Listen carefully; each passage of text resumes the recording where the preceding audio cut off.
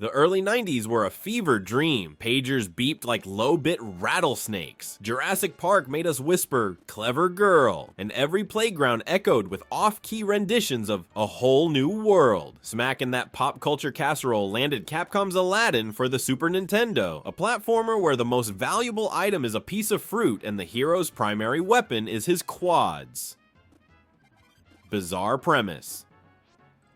Absolutely. Critical darling. Depends which side of the school bus aisle you sat on. While Virgin's Genesis sibling brandished a rotoscoped scimitar and a marketing budget that felt like a pre-E3 hype reel, Capcom took Disney's Desert Romp and built a game about parkour timing, collision humility, and rationing apples as if Agrabah had a produce shortage. The result is a cartridge that's simultaneously underrated because sword envy is real, and indispensable because tight level design ages like fine pomegranates. 30 plus years later, does it still sparkle like lamplit treasure, or has the magic carpet worn thin? Stick with me, I've got snacks, apples obviously, and a fast pass to the Cave of Wonders. Historical context, Capcom's resume in 1993 was sickeningly good.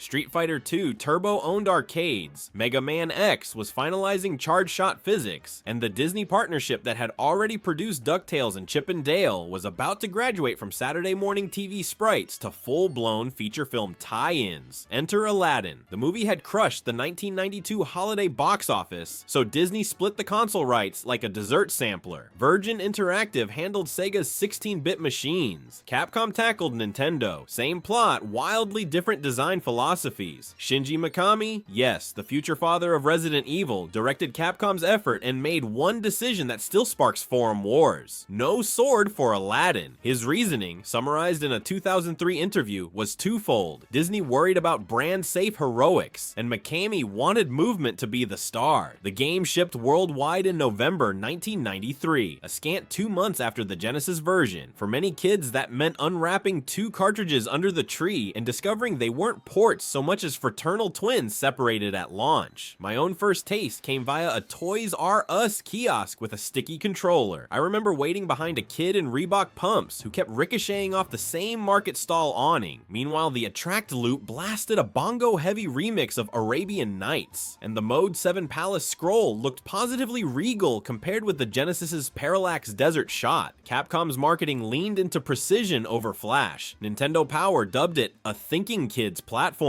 which was editorial shorthand for no button masher bailout. Rental stores loved it because completion required genuine rehearsal. Weekend warriors rarely beat Jafar before late fees kicked in. Capcom layered accessibility via a password grid of 4 icons: Aladdin's face, Genie, Abu, and a scarab. Punching in the right combination at the options screen dumped you into later stages without overshadowing skill. Anyone old enough to remember scribbling icon sequences on notebook paper knows the dopamine hit when Genie, Scarab, Abu, skipped straight to the lamp stage after mom called lights out. For deeper tinkering, there was a fancier Controller 2 cheat. On the options screen, enter LR, start select XYAB on controller 2, then hold L plus R on controller 1 and press A to unlock a level select and sound test. No hacking, no pro action replay, just extra buttons and playground word of mouth.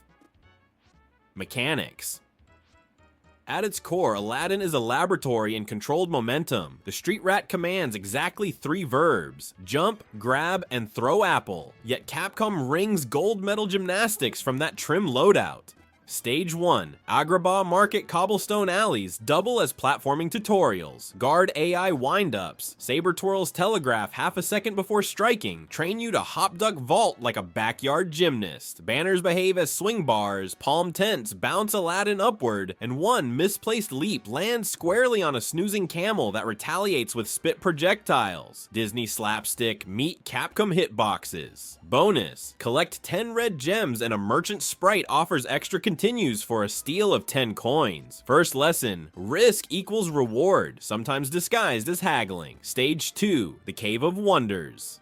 No desert stroll here. Capcom drops you into torchlit stalactites riddled with spike pits and crumbling sandstone. Ledge grabs become mandatory. Tap jump, ram a wall, and Aladdin clings by fingertips. Invincibility frames flicker just long enough to reposition. It's the Prince of Persia lineage shrunk to a 16-bit footprint minus the rotoscope, but plus Capcom's trademark collision clarity.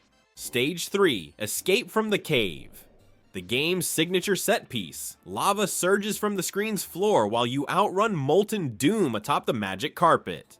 Mode 7 warps the background into scrolling gold veins. Genie's blue hands materialize from nowhere, flashing hand-painted up or down placards. Miss a cue and Aladdin fries quicker than a fast food hash brown. It's an auto-scroller, sure, but adrenaline offsets the railroading. Every safe gap feels earned, and the SNES' audio channels crescendo like a mini boss fight that never stops moving. Stage 4, Inside the Lamp Art Direction, flips conventional desert palettes into purple vapor swirls and neon platforms. Genie's disembodied head balloons in the background, occasionally morphing into mini clouds that bounce you upward. The Apple economy tightens, floating jars spit limited ammo, and the level design pulls a micro troll. Some balloons pop after one bounce, a quirk that has sucker punched more casual players than any Scimitar ever could. Think Mario 3's giant land filtered through Salvador Dali. Stage 5, Ancient Pyramid, now the desert exterior finally appears. Rolling boulders share screen time with mummy bandages that unravel into spike whips. Aladdin's ledge grab proves invaluable when sarcophagus lids snap open. Environmental storytelling gets cheeky. Hieroglyphs depict genie cameo poses, as though the big blue goofball has been meddling in Agrabah for centuries. The level culminates in a mirror maze where ceiling drops are telegraphed by falling sand trickles. A nod to Mega Man X's subtle hazard tells. Stage 6, Magic Carpet Ride. Contrary to its romantic movie counterpart, this map is a mostly horizontal calm before the storm. Background parallax soars above nightlit Agrabah while you collect floating heart vases and hum A Whole New World, whether you like it or not. It's the breather stage Capcom plants to reset muscle fatigue before the finale. Lose concentration though, and airborne pterodactyls, technically rock birds, smack you off the carpet. Gentle, but humiliating. Stage 7, Jafar's Palace.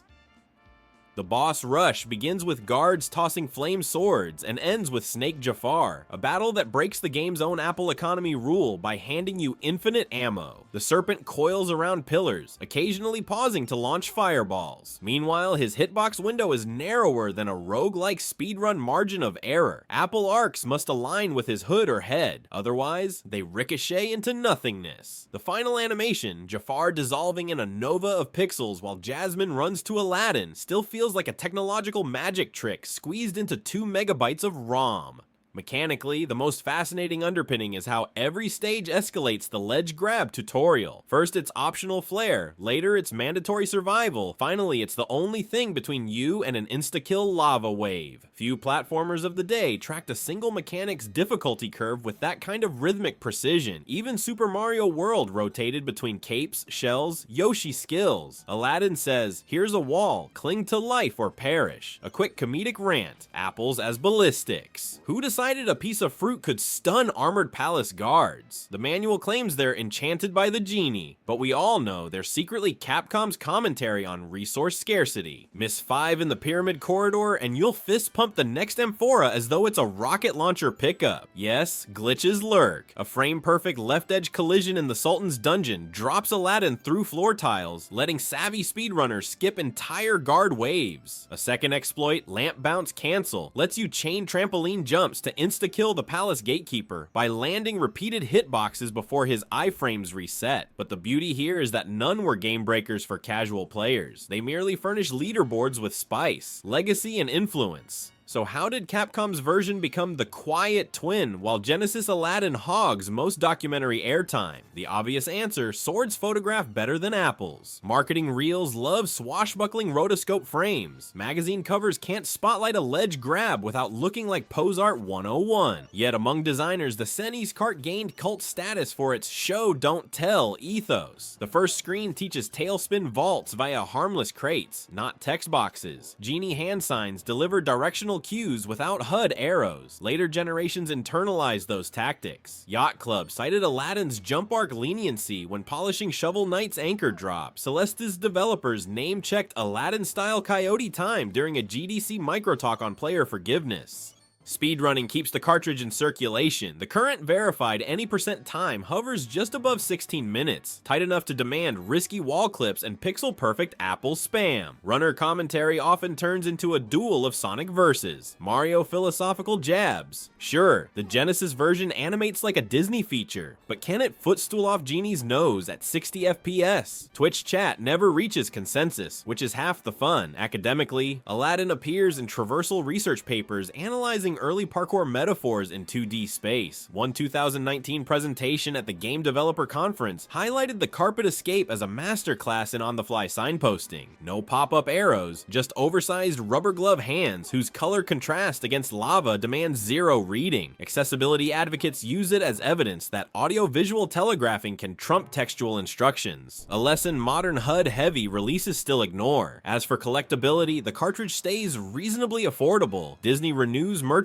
every economic cycle, limiting scarcity, but speedrun-friendly 1.0 PCB prints have begun creeping up in price, partly because the later Rev A class fixed the infamous dungeon floor clip. In a meta twist, glitches turn into value propositions. Perhaps the most serendipitous legacy piece is Shinji Mikami's evolution. After perfecting Apple trajectories, he pivoted to zombies and tank controls, yet interviews reveal his fascination with enemy telegraphs started here with Agrabah guards, saber tells. Replace scimitars with Cerberus dogs, and you've got a blueprint for Spencer Mansion's ambush cadence. Sometimes magic lamps illuminate career trajectories. Closing paragraph plus score, Capcom's SNES Aladdin remains proof that constraint breeds creativity. Take away the sword, amplify the jump, tie resource management to produce stands, then thread every single lesson through escalating ledge challenges until the final boss gifts you infinite ammo and says, "Show me what you've learned." 30 plus years on, those ingredients still whip up a remarkably fresh dish. Sure, the lava escape will always claim the sleep deprived, and Abu's gem catch bonus sometimes feels like a pachinko fever dream, but every return visit earns a new micro-revelation, usually, "Oh, I never noticed that platform's shadow telegraphed its break timer." Score, 8.5 out of 10. Dock half a point for difficulty spikes that make rental period completions unlikely. Another half for Apple Supply droughts that punish first-time explorers. Everything else? Pure genie-bottled kineticism, immaculate collision boxes, earworm leitmotifs, and a movement grammar that taught a generation of designers that one carefully tuned mechanic can outshine 1,000 flashy sprites. The happiest surprise is that all these years later, lobbing fruit in a desert still feels more heroic than waving a scimitar, especially when the fate of Agrabah rests on the grip strength of a swordless street rat hanging from a ledge by his fingertips.